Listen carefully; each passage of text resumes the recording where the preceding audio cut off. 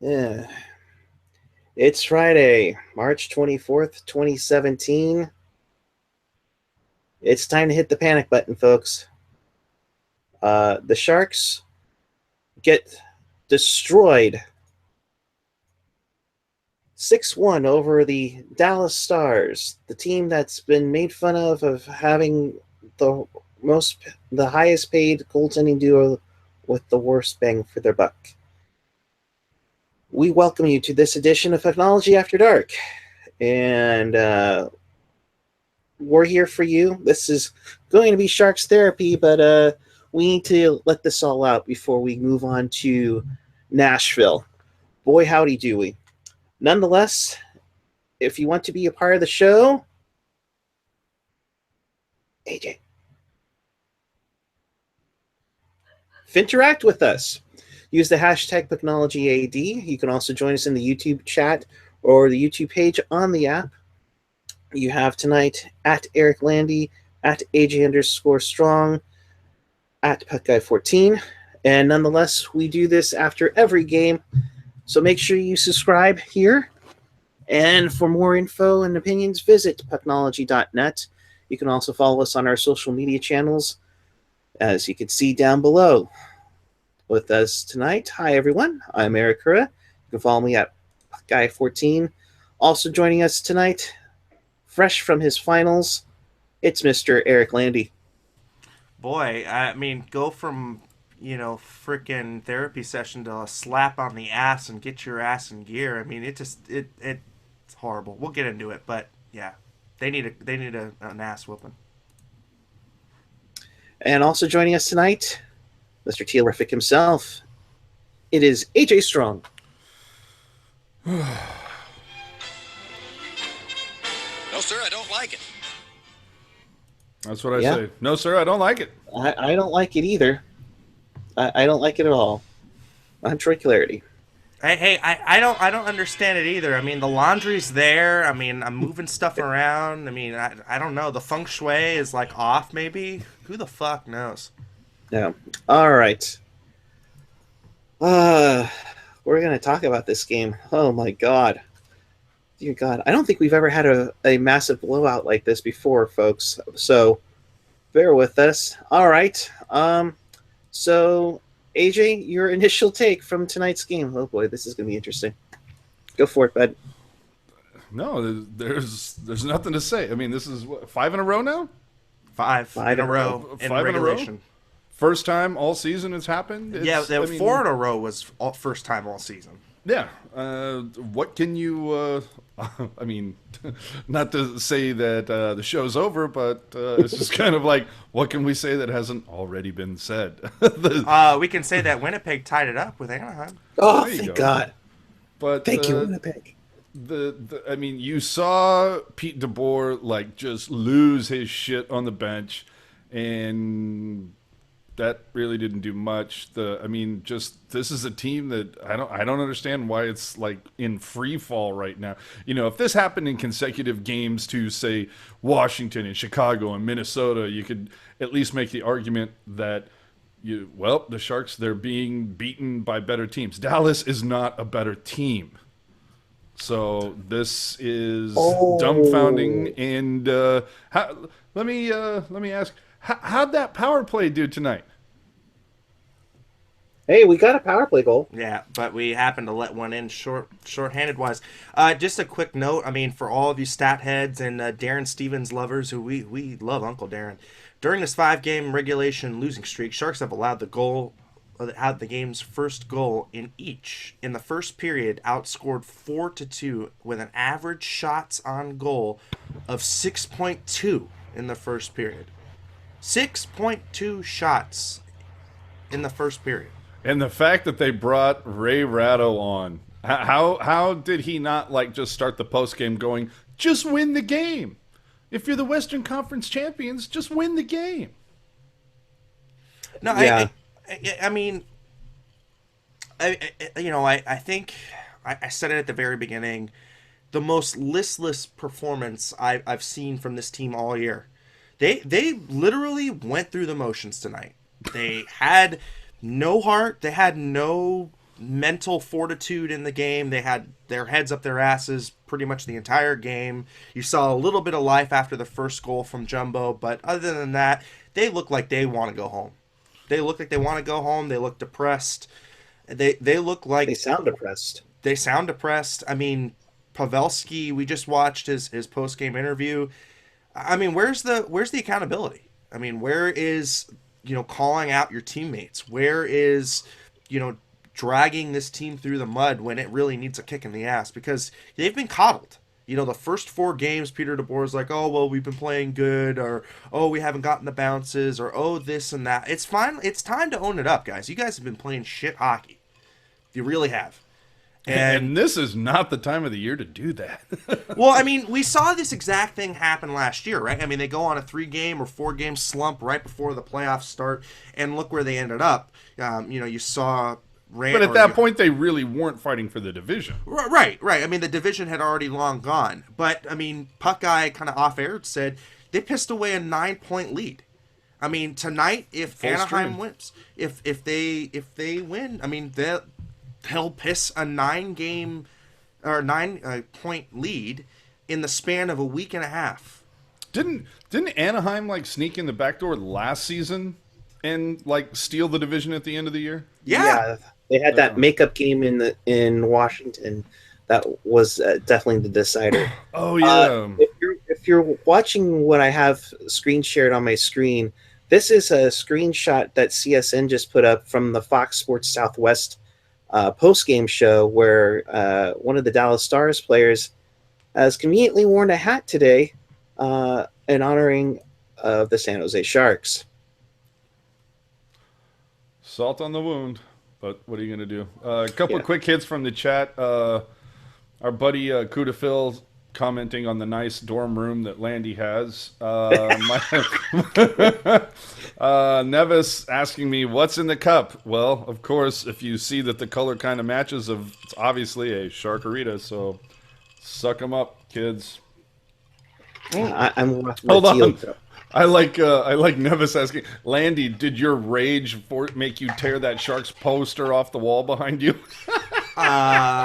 No, my girlfriend moving in kind of made me kind of start moving stuff around, so there's that. But I mean, honestly, it's just it's so bad. It's really bad right now, and I don't know. I don't know what's going on with this team. I don't know what's going through their minds.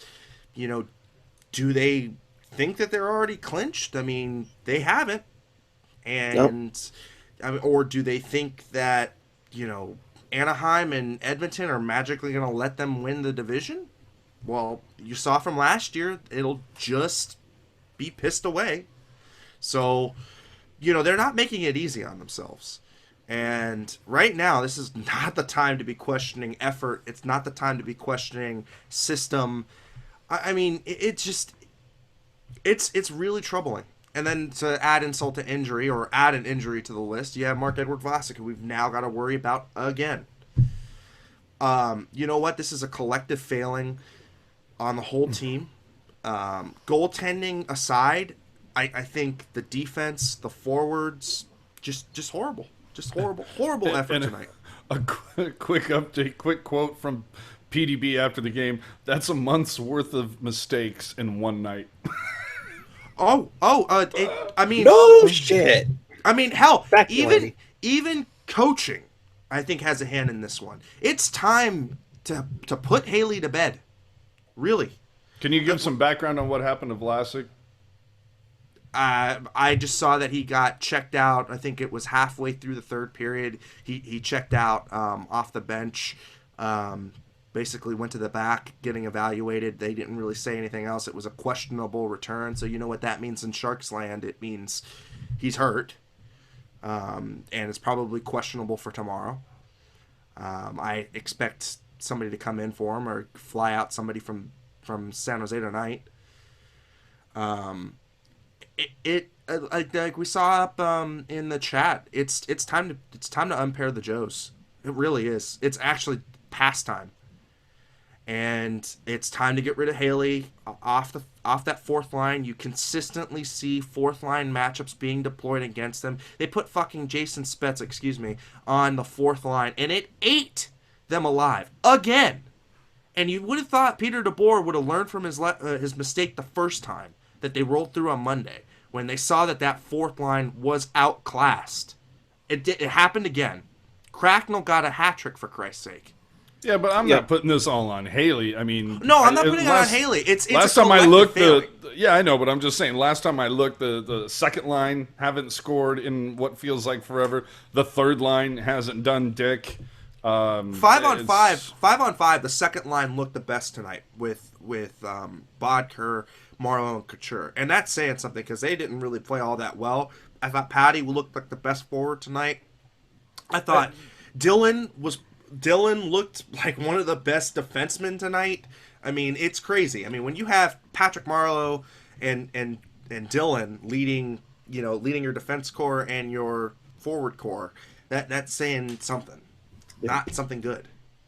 And there were times in the first period that Dell basically saved these guys' butts. I mean, otherwise it could have been even worse. I mean, the first things first is that you had 6-1 wasn't bad enough for you.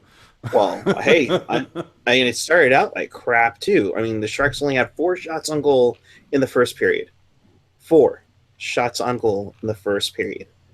Unacceptable. Mike Lee chiming in. Haley is the only guy to score tonight. Jumbo was an anomaly he was trying to pass. Well, that's the whole point, Mike. The whole point, Mike, is that he doesn't shoot the puck. He always passes it. And when he scores, he's passing it to the net. Well, you know what? And it was good to see some life out of Jumbo. I mean, you saw after he got that goal, it's like, okay, time to put our heads down. And you saw the team respond, but it was a little too late. And honestly, after that period, they just slumped again.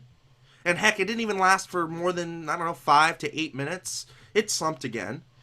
Kurz and Pashelka tweeting out now, Vlasic walking out of the arena a bit gingerly, but seems okay. Okay. I mean, you're going to get banged up through the games, but that's the last guy that you need to get banged up. And thankfully, we saw frickin'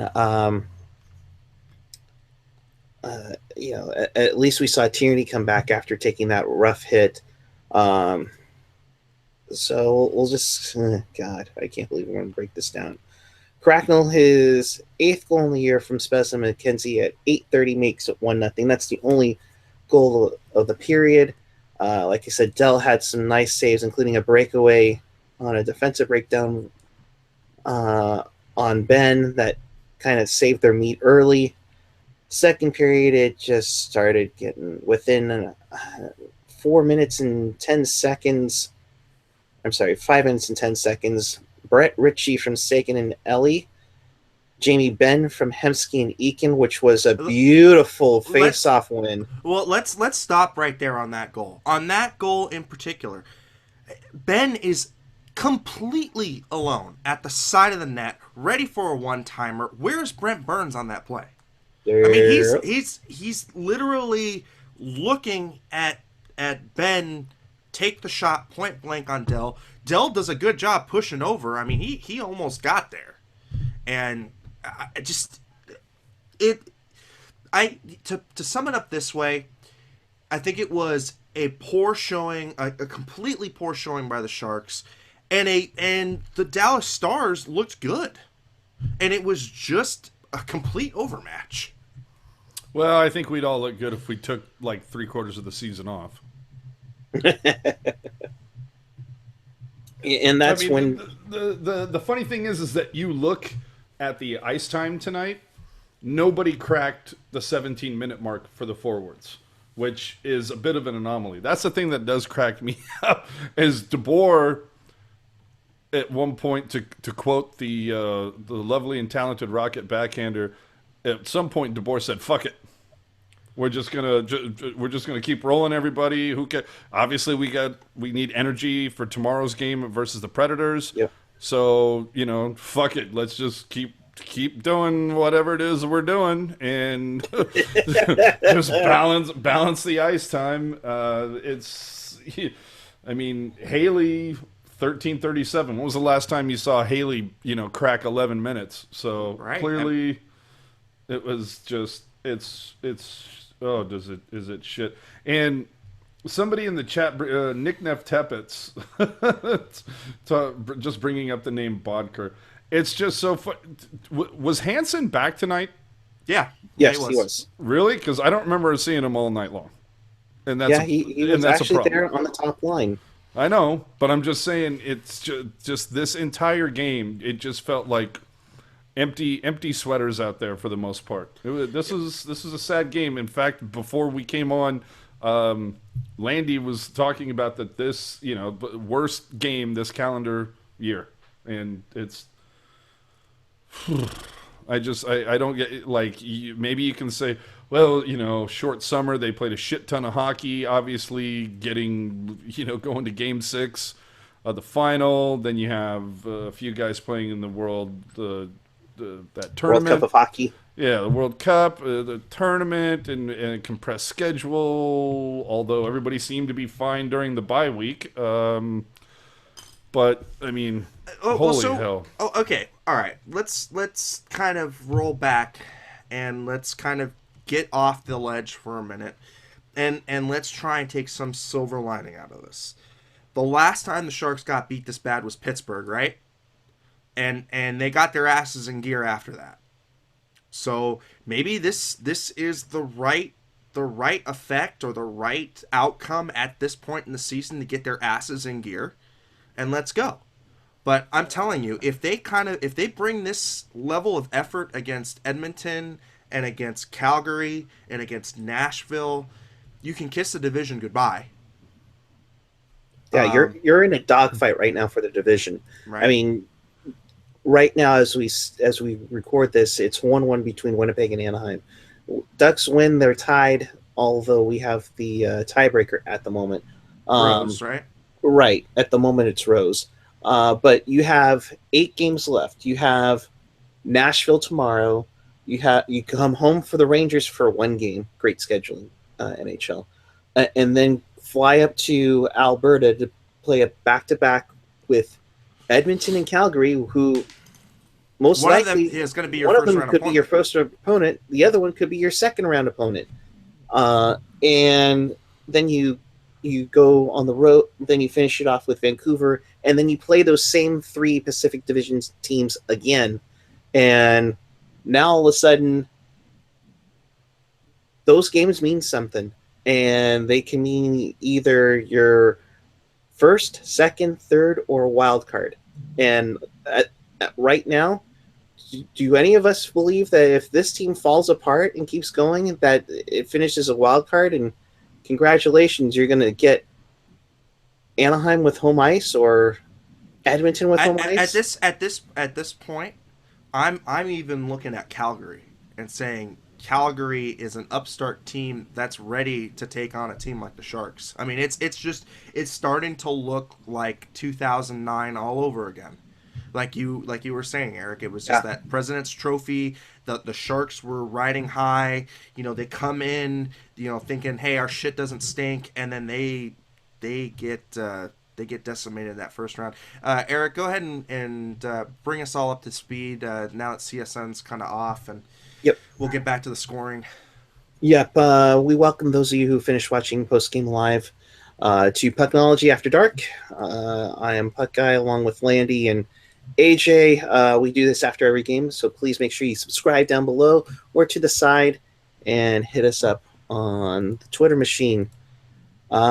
So as we continue on here, after that third goal where Ben just, completely undresses Brent Burns, you saw PDB pretty much go off like we've never seen him go off before. Took a timeout. Took the timeout and said, let's go. And that follows up by a minute 50, nearly a minute 49 later by Cracknell's second goal of the game from Spezza McKenzie 4-0 at this point. You're just hoping that they make it close. 49 seconds later on the power play, Joe Thornton passed it to the net from Burns, and that's the lone Shark goal of the night. And that's how the second period ended, with a 4-1 Stars lead. And of course, the Sharks were on a power play, and they get a power play goal, and then they give a power play goal. Unfortunately, as Cracknell, let's put it this way, Dell did his greatest version of Archer's Urbe and passed it up a little too far up where nobody in no man's land. Cracknell comes in, skates in, wide open, beautiful shot. He completes the hat trick, unassisted, shorthanded goal. Then to make it even worse, 21 seconds later, John Klingberg finishes it 6-1, your final. The Sharks have now lost 5 in a row. Yeah, it's compounding a season high 4-game losing streak to now a season high 5-game losing streak. Yep. I think for me, I think the most disheartening thing about this loss is how quickly those goals came, one after another after another. And it was just a complete defensive breakdown. And that is really, really shocking for a team that is as good defensively as anyone in the league. I think if it were me and if I were coaching, I would have pulled Dell after that third goal by Ben, because no goalie should be left out to dry after this kind of support. Even if you are going to play Martin tomorrow, you still, I still don't think that you leave a goalie that kind of shit show when your forwards are just not playing for him. And that's the point, is that I think it's mainly because they're playing tomorrow in Nashville that Dell stayed in there. And for that matter, Dell has saved our butts all year. Unfortunately, he gets lit up tonight. 6 goals on, let's see, how many shots? Why did this move? You want to go on 29 shots. Yeah, they were outshot 29-21. That's another thing too. You're getting your ass handed to you, and you're only able to get off 21 shots. And that's the other funny thing too, is that we've seen during this streak of consecutive losses, the Sharks, I don't know, like somebody found the smelling salts with 6 minutes left, and they start just pouring it on. Dude, you're getting destroyed. Where was something different? Instead, they just went into it. They fucking turtled tonight. Yeah, they really did. They really did. For me, this is probably hold on. Quick glance at the schedule. Yes, worst game of the season. I don't know, that fucking none. That Pittsburgh game was pretty. Hold high on. up there. Okay, yeah, that Pittsburgh game was pretty bad up there. Dude, that Pittsburgh game. Pittsburgh. They got Pittsburgh. their ass kicked by the Stanley Cup champions. Tonight, you got it handed to you by 2 goalies that have the worst save percentage in the NHL. Yeah, I mean, you're right. You're right. I mean, you're totally right. I think it is the worst. I think, let's just say the Pittsburgh game was probably the most disappointing. This is the most frustrating. This is the most frustrating loss of the season. So, you know what? We've bitched and complained. Now let's kind of think up some ideas. Let's start now being Burns to forward. Oh no! I swear to God. I swear to God. Really? Hold on. What? Hold on. Hey, Rocket, what do you think about Burns to forward? Oh, God. Would you like that? No? Okay. I mean, let's start to think about this, because, I mean, this team is running out of time. I mean, it doesn't have much tinker time left. By the way, sorry to break in. Anaheim up 2-1 now. I saw that too. I mean, I think it's time to pull Joe Pavelski off the top line. You put him on the second line. I think it's time to bring Timo back. Put Timo and Jumbo and Hurdle together. You basically give 2 battering rams to Jumbo and say, Jumbo, I dare you to try and shoot on goal. I think you put Logan and you put Pavs together with Marlowe, and then third line.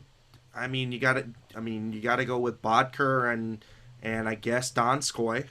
I don't know who you'd want to center that line. I've fucking had it. The next game, I say the top line is Haley centering Dell and Jones, and Burns plays goaltender.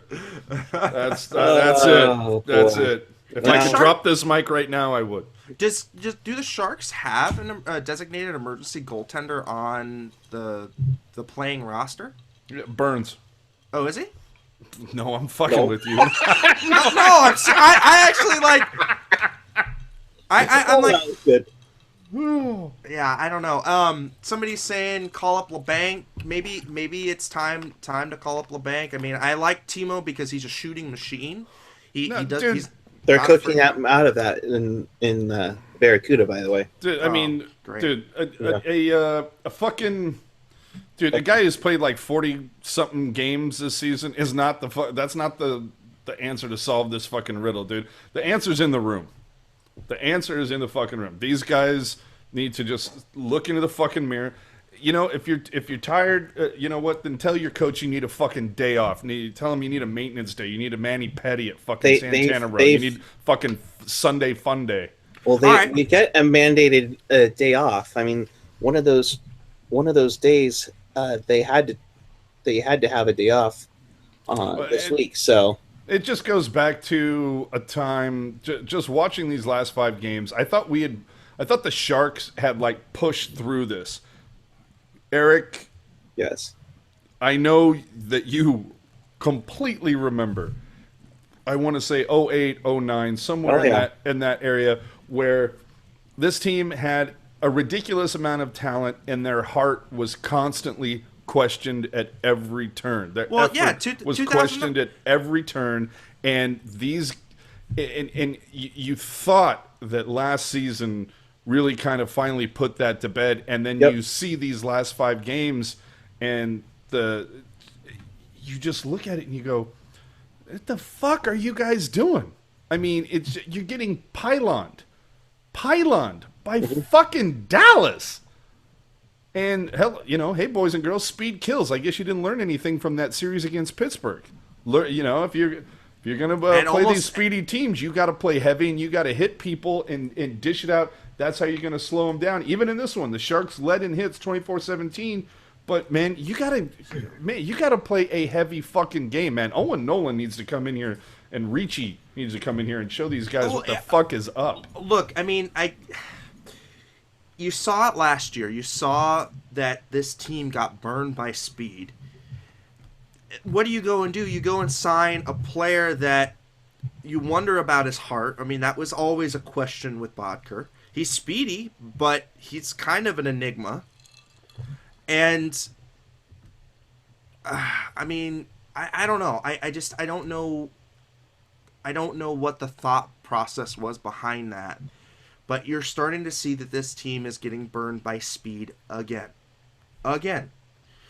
And what is the way to combat it? Like AJ said, hits and speed. And you know what? If you're not doing either, you're going to get burned again. And they're getting burned again. And see, the thing is, that Thornton, Pavelski, the big names, none of them are going to get sat.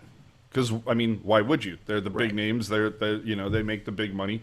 You don't deserve to get sat right now. You haven't clinched anything.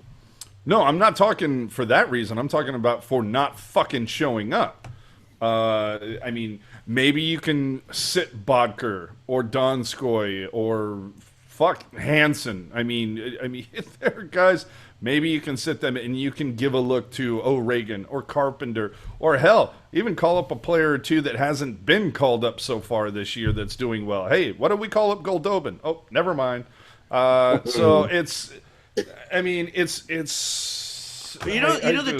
two guys that are going to be prime suspects for me to be sat, and I love him to death. I have his poster back there somewhere. Hurdle, and Donskoy. What have those two done since coming back from injury? Nada. All I can see is Laundryman. I don't see any posters. Right, yeah, it's back there somewhere. I mean, honestly, you know, the kids and heck, even the older players need to know that there is some kind of repercussion, and you know, right now they don't feel it, and that first power play unit has not been broken up. It goes through fits and spells. It needs to be broken up. Well, Peter DeBoer needs to do some soul searching, and he needs to figure out whether or not he's going to be the players' coach, or is he going to be the coach that this team needs right now, which is to start breaking things up and to start getting on their butts even more. Because right now Joe Pavelski's not doing it. He's depressed Pavelski right now. He's not that fired up Pavelski that we saw, you know, in the documentary Road to the Stadium Series. Mm-hmm.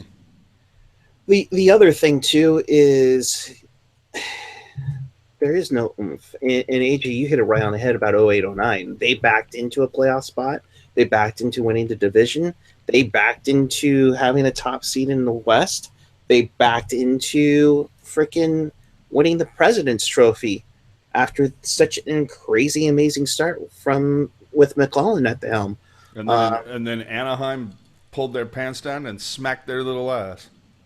And so they certainly have another. I mean, that's what it is. I mean, and we saw this last year in the playoffs too, and I'm surprised nobody brought it up. But against they had almost all they could handle against Nashville, and they almost lost that series. Well, except for that goal that should have counted by Pavelski. Okay, minus that goal though. I mean, well, they did minus that goal. Yeah, but I'm just speaking. If we just wipe that game completely off the slate. That team pushed the Sharks almost to the breaking point. And it really showed them that, look, your game has to evolve. The LA King model of winning is not going to win you Stanley Cups anymore. I mean, just look at them now. Hashtag speed kills. It's becoming a young man's sport, and it's becoming a quicker sport. And the Sharks have the personnel to do it. But it's whether or not they're going to deploy that personnel in the correct spots. And right now, the coaching staff doesn't seem to want to do that. Well, here's the really fun part about this. And give me a second, because it's going to take me a minute to get this out. But here's just the real rub on this whole thing. The Sharks get reverse swept. Then they miss the playoffs. And they go to the final and they come damn close. I mean, damn close. 2 wins in... you know... Yeah, hey, did I not say give me a minute? No, I'm just saying that game 6 could have gone either way, too. It could have. It very easily could have gone 7. And who knows if it goes 7. But here's the thing. That reverse sweep...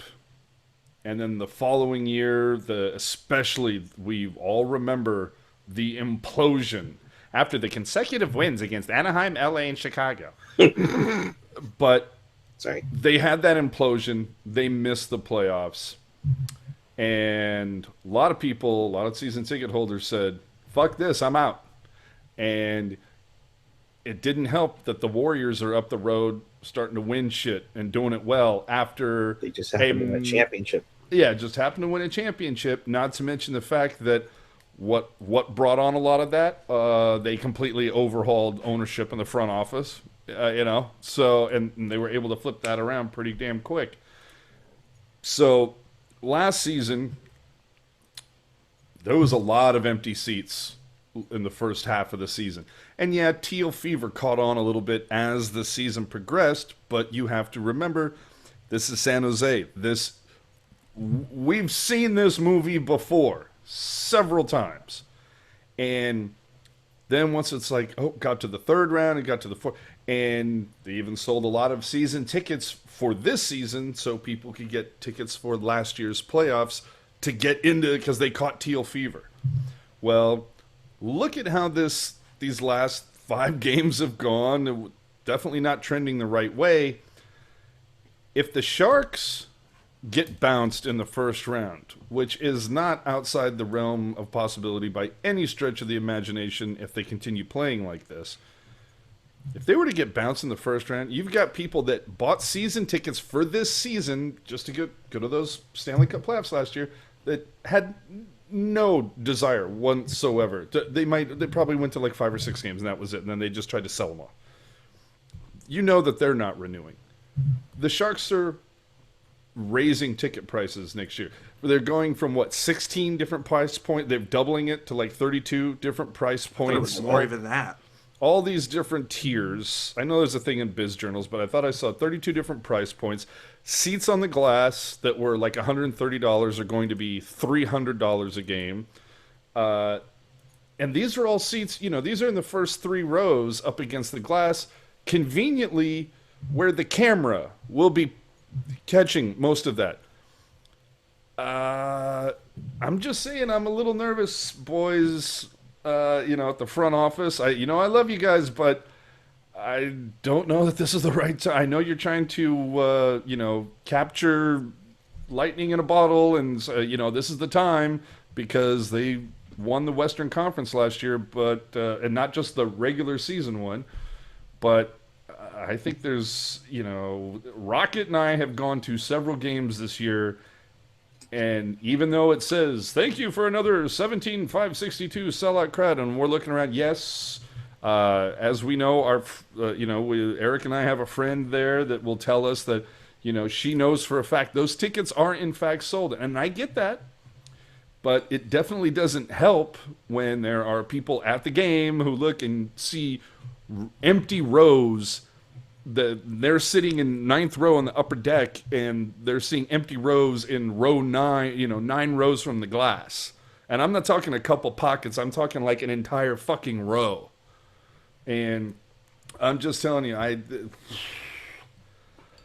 it's going to be real interesting to see how the next 3 weeks of Sharks hockey and into the playoffs happens, and how that impacts what happens next year. It's going to be a real fun to watch that. And I mean, to me, right now we are at a pivotal moment in the season. Like I pointed this out last year, where this team can go one of 2 ways.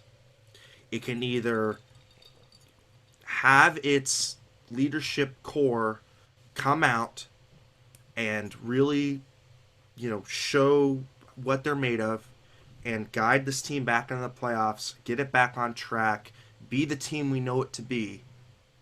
Or it could go south. And we know that when this Sharks team goes south, it goes really south. Now, luckily, as far as the pipeline goes, you have a lot more there that, you could plug in next year, and that you could have that natural roster turnover, and it might be okay. But still, if we go down doom and gloom street where it's first round exit and then things start to happen, it's anybody's guess as to what happens next year. So really, this team is not only playing for this year's pride, but it's going to set up what it's going to do eventually down the road. Because let's face it, how many more cracks and more kicks at the can are Jumbo and Patty going to have with this team? If they are going to have one. If they're going to have one. I mean, we know basically even after all of our bitching and complaining, this team will make the playoffs this year. I have no doubt about it. We hope. But how good a shot is it going to be for those two? And if they get bounced in the first round, I guarantee you one, if not both, are not coming back. So it really guaranteed it, folks. He guaranteed it. Get your bets in now on the chat. It's gut check time. We're paying even money here at Pucknology. Get them in now. And you know what? Maybe Patrick is right. Maybe it is the only kick at the can for Jumbo and Patty. I don't think so, because I still think that the defensive structure of this team is still good enough to get them to the Western Conference Finals. Once you get there, if you run into Chicago or if you run into Minnesota or God knows who else, I mean, the last Canadian team. Yeah, it's jump ball. It really is. but I still think that this team has enough structure to go that far. But really, it is gut check time right now. Now is the time to start the playoff engine, to say, hey, you know what? We've got to lock it down. We've got to go into playoff mode now. You've got to basically LA Kings this bitch from 2012, where they just lock it down and they go. They got to start playing that now. The problem with this is I feel like Wilson has, to a certain extent, tipped his hand and has painted himself into a corner. We know that he loves to hand out no move and no trade clauses like they're candy on Halloween, and that's been a significant problem.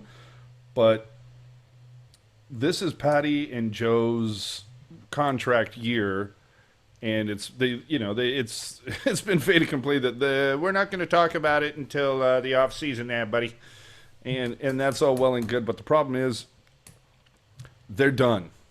I hate to admit it, Patty and Joe are fucking done, and you're not get something for the. And the problem is that Wilson has not adhered to the Bill Walsh philosophy of it's better to lose a player a year too soon rather than a year too late. Or Sabian, up the street, same thing. Yeah, so it's Thornton and Marlowe. I mean, if obviously you can't because of the goddamn no trade, no move clauses.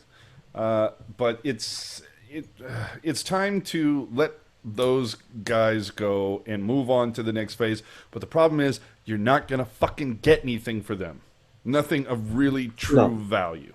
No. You're not. And I mean, look, I mean it wasn't like they were gonna, cut bait with them at the trade deadline. Anyways, that was not an option because this team, like it said, it was going on a roll. They were not going to do anything. This was going to be the outcome, whether or not you agree with it or not. That was just how it was going to end up being. So this is the way that it was going to be. And like I said before, there are two distinct paths. You either suck it up, you say, hey, you know what? We're still leading the division. We have a tiebreaker. We'll have games in hand. You suck it up. You win tomorrow. I don't care how you do it. Just do it somehow. We all know Pekka wants to chop a tree. And you go back to San Jose with your tails between your legs, and you go and you figure shit out. And they had this scare last year too, which is what still kind of gives me hope. I'm not there in the Patrick M, ready to like really go down doom and gloom street, but this, like I said last year, that pivotal moment, this is that pivotal little moment in the season. Have you been drinking?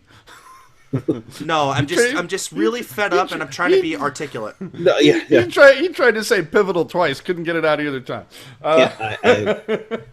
No, but I get both your guys' frustrations, and I think I don't want to say we speak for the entire fan base, but the problem is that when these guys get down, they get down. There's a psychological factor that's been with this team for a very long time.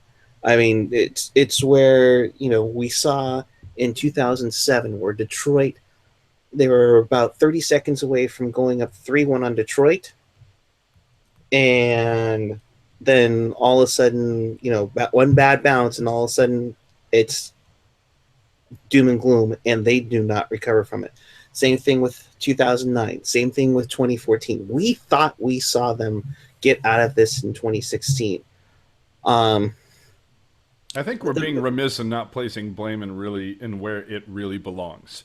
And that is the fact that Brody fucking Brazil took all week. That's off. right. And look what has happened. Hashtag blame Brody. Let's just get it going now. And I took posters down too, so I'm wondering if maybe that's got some bad mojo on it too. You can see I've changed nothing. I don't know what the hell happened. No, but Ian brings up a great point. They went out, or they go. Let's say they have 8 games remaining. Let's say they go 6-2, and they win the division, and everything is all honky dory again. It's just the right scare at the right time, and we've seen other Stanley Cup winners before have this. But this is that time that they've got to figure it out. I mean, that's literally this is last minute preparing for that final, you're either going to say, screw it, I'm not going to prepare for it anymore, I've done enough. Or you say, you know what, I'm going to take that last day, I'm going to take those last 2 days and cram the rest of the stuff that I can into this time. Hold on, just let me interject really quickly. Rocket, if you could let everybody know what this is, because we're seeing a lot of people on the chat asking about it. This is a Sharkarita. It's tequila, blue curacao, lime juice, I'm sorry, what was it? Lemon, some sort of juice and lime. Look at the chat. Rocket will post the necessary ingredients in the recipe, but there you go. And you know what? Like I said, maybe this team got complacent after that 9-point lead. I think that's what actually happened. Is that I think you got both the flu bug coming in and the team got complacent, because we've seen this team get complacent before. And it's your usual suspects. It's Jumbo. He gets complacent. I think Burnsy got a little complacent. And to be honest, I think Pavs did too. And I was hearing Paul Martin. He was saying, "Hey, you know what? We haven't won anything yet." You see some of the kids sometimes, but honestly, this team collectively needs to go, "Hey, we still have a realistic shot of winning this division. We need to find it in ourselves to actually get up and go." And there needs to be some tweaks on the lines. Yeah. Go ahead. I was just gonna say, I don't know how much more you can tweak these lines. I mean, between the injuries and everything, it feels like they've been tweaked enough. If anything, I feel like they need consistency, and I'm still going to. Everybody knows I love my power play drum, but I still like my hurdle at forward with the Joe's drum because it fucking worked for quite some time. I know that he was given time up there, and it didn't click right away, so of course everybody wants to abandon it. I still think Hurdle has been very good at the wing position. But they're wedded to it, and whatever. Fuck it, man. Ian brings up a good point. Burns isn't complacent. Other teams just realize his shooting lanes are, and they have not changed it up. But no, that's also Burns not choosing his shot selection differently. That's exactly what he said. Burns isn't complacent. Other teams just realize what his shooting lanes are, and they have not changed it up. Let me phrase this just a scotch differently, and I think you'll hear the exact same words. The Sharks are complacent.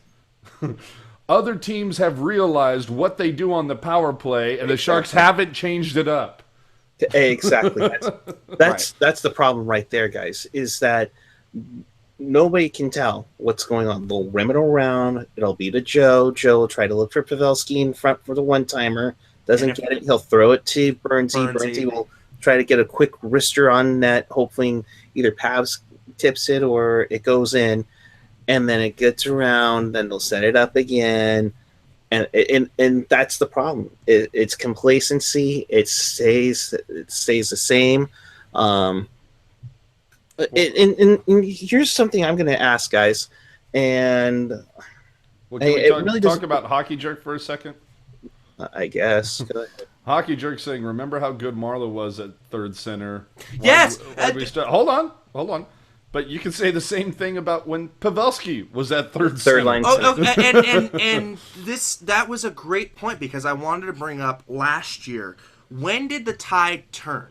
It was when Marlowe was center, and it was when you had that four-headed Hydra that was Thornton, that was Couture, Marlowe, and Tierney.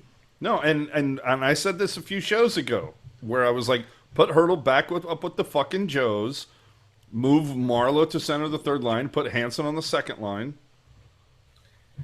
Or Hansen, or put Donskoy up there, because Donskoy needs a spark. Or put Bodker up there. Whatever. Donskoy is just horrible. The problem is, guys, outside the top four goal scorers, and we've mentioned this before, way before even Kurz mentioned it the other day. Outside the top four scorers, who's the number 5 goal scorer on this team? It's Melker Karlsson. It's Bodker. Yeah. Oh, Bodker now. Yeah, okay. It's Bodker. And not to mention the fact that Not to mention the fact that now, granted, there's a couple of guys that are like right on the cusp of scoring double-digit goals. The fact that the Colorado fucking Avalanche have more double-digit scores than the Sharks, that says a lot. Now, maybe that helps Burns get the Ross, or I'm sorry, not the Ross, the Hart. But still, boy, could you imagine what this team would be like if Burns had not had the year that he's had? No, it would have gone south really quickly. But I mean, you've got 4 players on the cusp of 10 goals, and I mean that's just nice distribution, but it's just not enough. It really is not enough. And when you have Pavelski, Logan, Patrick, and Brent, your usual suspects, scoring, and you don't have anybody else coming along, that tells me it's secondary scoring as well. And what was it last year that got us bounced? It was speed and secondary scoring. And the most fucked up thing from this whole deal is would you not say that on paper, this is a better team than last year? On paper. Yeah. No, I would agree. I would say it's You don't have Roman Polak on the team; it's instantly better. you have a quicker blue line. You should have had a quicker, more skilled forward line. And literally those 2 things were what did the Sharks in the final. Like, please don't tell me that we were pinned. We had pinned all our fucking hopes on Nick Spaulding and Roman fucking Polak. But the fact of the matter is on paper this should be a better team. And they're not. And you know what? I mean, Patrick, he loves to rub it in, but I mean, nobody could have seen this precipitous drop off of Jumbo. I mean, we saw him declining, but we didn't see this kind of fall off the cliff kind of decline from him. Patrick Marleau's kind of bounced back, believe it or not. And Joel Ward, again, I mean, he took a really big dump, Oh, look at Hurdle. Hurdle, my man. Granted, injured for like half the season, but I love that kid. He is just he goes through little spurts where he looks good centering that third line, and then he goes through long stretches where he does not, like, he is like, it screams out, "Put me on the wing with the Joes. That's where I have success." But nope, they're wedded to that. Okay, fine. But either way, you look at, I'm sorry, like, was Nieto and Wingles the key to this whole fucking thing? I don't get it. No, I think, but you bring up a good point. I think Wingles was a big part of the leadership core. I mean, because he was, he's a very stand-up kind of guy. He tells it like it is, and he's one of those people that is just... He's one of those ones that when the shit hits the fan, he tells it like it is. And I want more tell it like it is guys than sugarcoaters. And I think right now, Joe Pavelski is doing quite an impression of Jumbo, where it's a sugarcoater. Hold on. You want tell it like it is guys? Who is the tell it like it is guy? Oh no, Logan. Logan is well. Then chances are he's going to end up in Edmonton because we all know what happened to the last guy who told it like it was. The Sharks have actually, this is how bad it's gotten, folks. An hour ago, the Sharks have actually put out the recipe for their Sharkarita. And they did it wrong. That one, it's you have it, it's a little too sugary. It needs some limeade, it needs trust me, Rocket fucking perfected it. If you're in the chat, you didn't catch the first go around when she posted it. I'm sure she'll post it again if we ask her very nicely. Rocket fucking perfected. They didn't include the triple sec. Rocket is saying that too, but I'm telling you, the key to it is the limeade. You need something with just a hint of carbonation, whether it's like a little splash of grapefruit soda or something. That's the key. It has to cut through that tartness. Rob is saying DeBoer is mismanaging Hurdle. I don't think it's just DeBoer. I think that's a mandate that comes down from Doug. Exactly. I think that's more than anything. That's the organization trying to push him to be the center, and because he was drafted specifically to replace Jumbo. That was why he was drafted. Which is why they keep pushing him to be a center. Right. Right. So Because they wanted a guy with size. They wanted a guy with hands. Now Well, they Hurdle was not a specific, playmaker. yeah, but they specifically drafted Petrecki to be a defenseman. We all know how that ended up. I'm just saying, like, even when you go back and watch Hurdle's drafting, you hear Bob McKenzie say he was drafted to replace Jumbo. Jumbo is not getting any younger. This is why he was drafted. And believe me, when Bob McKenzie speaks, you listen. Ian Reed saying, "How good is Hurdle on the wing without Jumbo?" Though I completely agree, but how good it was? How good would Chichu have been without Jumbo? How good would Nils Ekman have been without Jumbo? And there's a few people you could say that about. I mean, Jumbo Mark Bell. is Oh wait, yeah, my bad. yeah, not Mark Bell. Oh, But and Laurel wins the chat tonight with, well, we all want a guy with size and hands. then why did we make him president? Moving on as we go around the league. Sorry. 4 games tonight in the NHL. In Pittsburgh, the Islanders, thanks to John Tavares, winning a shootout 4-3 over the Penguins.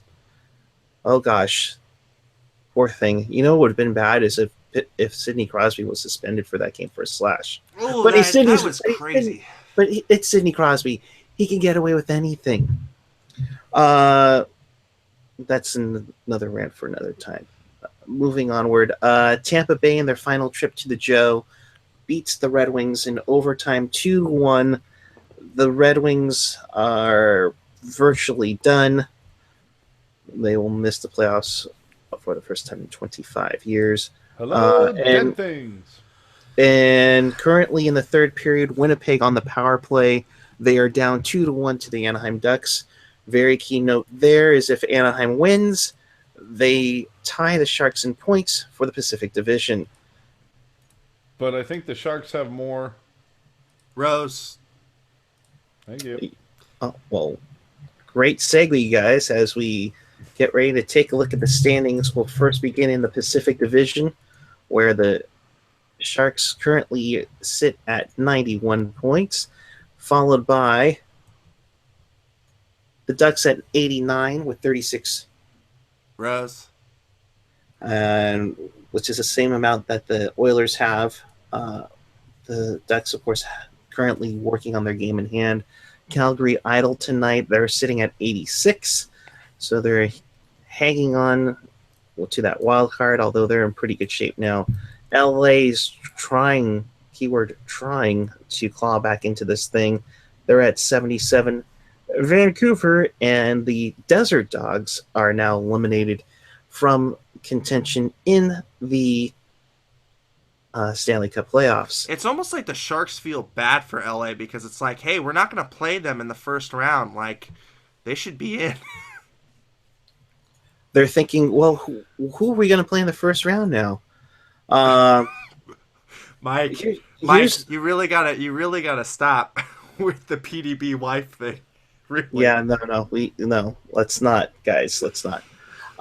The Western Conference race as of this moment, you have the Sharks at 91, Ducks at 89, Oilers at 89. In the Central, the Hawks have just virtually put the division away, along with the top spot in the West.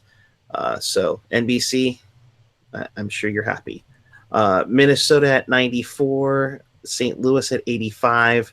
And for the wild card spots, you have Calgary at 86. Nashville, the next opponent for the Sharks, which we'll get to shortly, at 85. Kings are at 77. They need a absolute collapse for them to make a run now. Winnipeg at 73 is all but done. And pretty much the next point that Nashville gets, maybe happens tomorrow, will eliminate the Dallas Stars from the playoffs. Vancouver, the Desert Dogs, and Colorado are been eliminated. So that gets you matched up into the Western Conference playoff race. Of course, our favorite thing, if the season ended today, at the moment it will be the Sharks and Flames, Ducks and Oilers, Preds and Hawks, Wild and Blues in the West. 2007, your playoffs are calling. Can I just make a quick correction? Oh, go ahead, Mr. Strong. You just said your favorite thing, and I'm sorry. When it comes to the favorite things, that can only be followed by one noise. Just saying. Rocket nose. It's time to go around the horn. I like jerking it with hockey jerk myself. And if you guys don't know what we're talking about, check out the Pucknologists on our audio feeds, whether that's SoundCloud, iTunes, Google Play, Stitcher, TuneIn, you name it, it's on there somewhere. All right, Eric, take us home.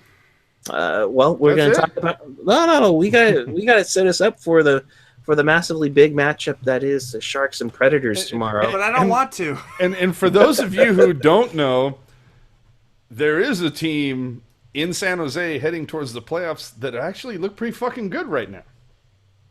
They do wear teal. And they are affiliated with the San Jose Sharks. Yeah, they occasionally wear orange. That part I don't care for. Traffic cone orange, to be exact. Did somebody say Barracuda? Somebody say Barracuda? Eric, please say it correctly. Barracuda. And dude, you mentioned all I can picture. Do you remember that meme? Or actually, not even a meme, a GIF. It was from the outdoor game, and it was some who was it? I think there was a team taking their team photo, and one of the opposing. And Laney McDonald slides by and slides across. As soon as you played the Barracuda theme, I pictured Ian Reed just sliding across, just sliding right into this conversation. He's like, "Did somebody say Barracuda?" And absolutely. I was waiting for him to look for the link, and he's like, yeah. Where is it? Where is it? I must speak about the CUDA. The Ian Reed bat signal. And now we must. I fucking knew it. As soon as I said bat signal. Without me. It's perfect. As soon as I said bat signal. Oh man. Joining us now, it's Ian Reed. Set us up for the Barracuda. Christine says, "Dad!" So the Barracuda, they have back-to-back games against the Tucson Roadrunners this weekend, both in Tucson, if I remember correctly. Oh, okay, good. I thought you said Tucson. But whatever. Tuscan Roadrunners. It's pronounced Tucson. Tuscan Raiders. Yes, yeah. Back-to-backs this weekend, not home and homes. No, it's back-to-back in Tucson, both playing tomorrow. I believe tomorrow night is a normal time game for that area, and then it's an afternoon game on Sunday. I don't remember the exact times. Yeah, 7:05 and 4:05. There you go. So Barracuda got back Danny O'Regan, who was sent to Allen. What? O'Regan was sent to Allen. Dude, as the plane was leaving Dallas, they said, "Oh, just drop him out there." Pretty much, I think they left. Oh, apparently it's a home and home. All right. Did they push him out the door of the airplane with a parachute and be like? I think so, and they just kind of dropped him in Allen, and that was that. Yeah, I guess they left him in Allen just in case they needed him for tonight's game, but they didn't, so they sent him back to. They sent them back to the Barracuda. I'm sure he's probably flying home with the team tonight, or they probably sent him to Tucson. I don't know. But yeah, it's not a home and home. Both games are in Tucson. Oh my God, Patrick M. Tuscan Raiders ride single file to hide their offensive ineffectiveness. Oh, all the Star Wars geeks thought that was hysterical. Everybody else on the chat going, "The fuck is this guy talking about?" Right. May the force be with you. No, that's the whole thing. People, I guarantee you, there's one or two people in the chat going, "Raiders? I thought their name was the Roadrunners." So O'Regan's going to be back. I don't know if Yevpalov is going to play. I know he sat out last game. I believe it's a head issue. Unfortunately, yeah, it could be. Gallant's going to sit out because he's suspended for his flying clothesline, which is awesome. Go find Zach's timeline and go find the gifts from that game. It's just, that was such a bloody game. And I'm not sure about Clifton. I don't know if Clifton's landed yet. Usually the Barracuda are good about tweeting, picture like, "Hey, look who's here!" Blah blah blah blah blah. But they did sign a deal with Noah Rhodes, so he will be coming over as soon as he gets his immigration stuff worked out, which will be the end of April, if Hansen is any indication. So yeah, I mean it's gonna be interesting going forward, seeing what this team can do. Well, will Donald Trump let him into the country? Is the question. I don't know. I don't know. Is Switzerland a Muslim majority country? No, Dude, I don't think so. Oh my god, I so want to sing this just for Gen X. I love him so much. I want to sing it. I see it in the chat. You guys get it, right? Oh yeah. Oh God. You get it. It's funny. Hello, Reagan is in Allentown, where the Sharks always send offensive help down. That's true. And I thought Winnipeg's on a power play. Oh, Jesus. They are. There's 9:43. There's 45 seconds left in the power play. That's strong. You'll be seeing him at Bimbo's tomorrow night. We know that Winnipeg won't do us any favors. No, I wish I could tell you what. Just because Phil in the chat's asking about Fluffs. I don't know. I've kind of tried to poke around, but Conky. I hope not, but potentially. I know it's an upper body. Conky. I've heard it might be his head, but I don't have any official anything. It's not officially unofficial? No. Yeah, it's officially unofficial conky. Okay. He's had conkies though before, right? Yeah, this would be definitely considered. It sucks because Yevplov's actually, he's another guy who's had a really, really good year today. Today? This year. He's had a really good year today. Just today, though. Okay. Yeah, he's been really good this year, though. Like a really come around from last year where he, spent some time in Allen. He was actually in Allen for their Kelly Cup run. But he's been really good. Kind of, yeah, I mean, he's never going to put up the numbers that he did in the Q, #Q stats. Yes.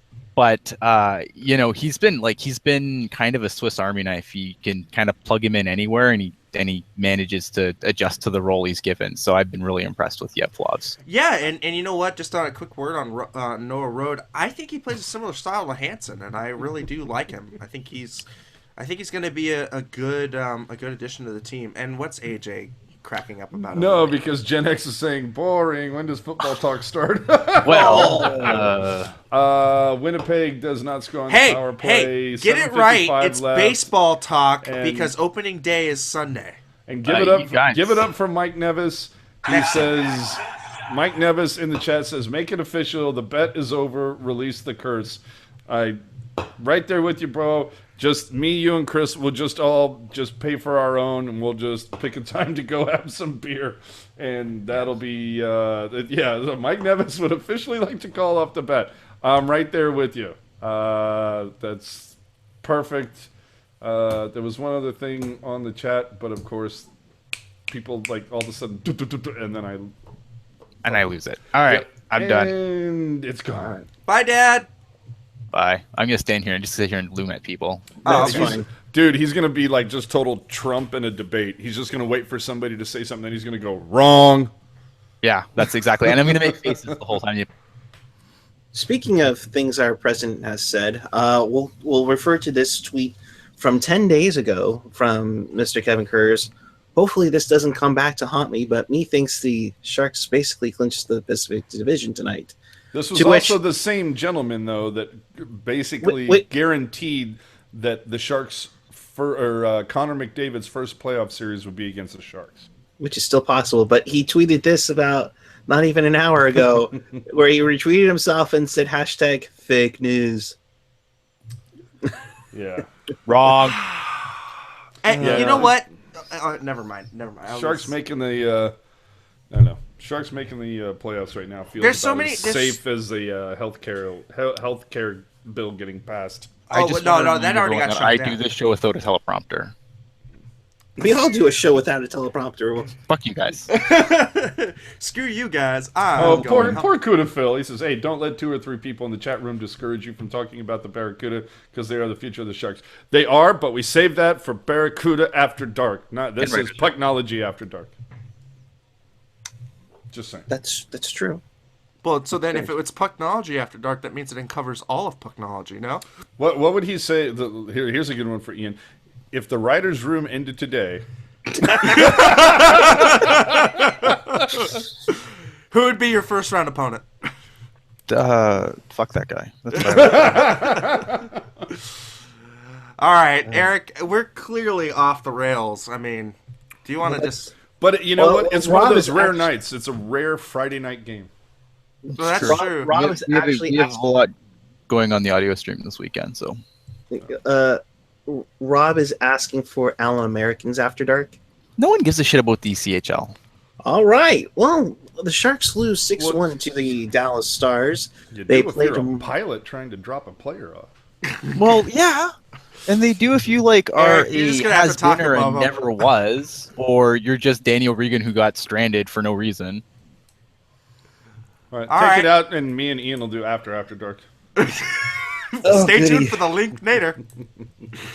Oh, goody. Well, the Sharks lose 6-1 to the Dallas Stars. To quote Jamie Baker, tonight was a team fail all across the board.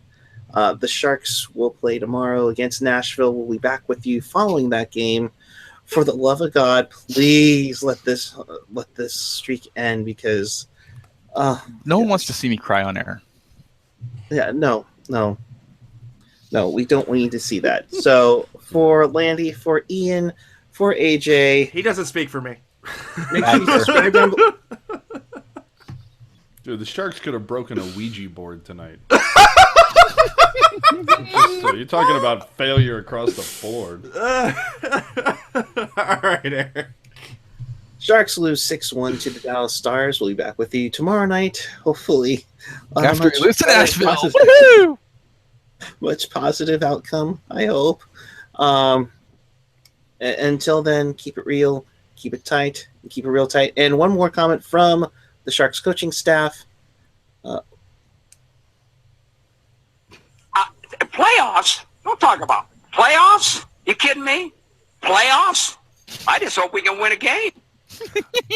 Dude, hold and on. Good night. All right. Let's That wasn't Cam Ray Ward this. Ratto? No, it wasn't. It wasn't Ray Ratto, and we need to Cam Ward this bitch tomorrow. Please.